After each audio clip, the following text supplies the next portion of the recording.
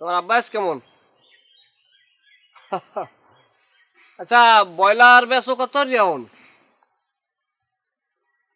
ও বাবা,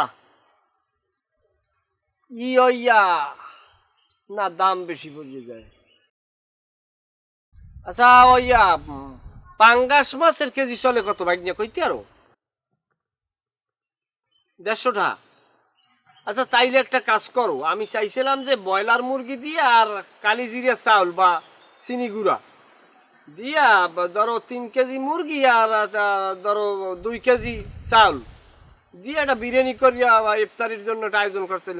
আচ্ছা, তাইলে একটা কাজ করো, পাঙ্গাস মাছ 3 কেজি আর 3 কেজি কালিজিরা চাউল, পাঙ্গাস মাছের বিরিয়ানি কেমন হয়?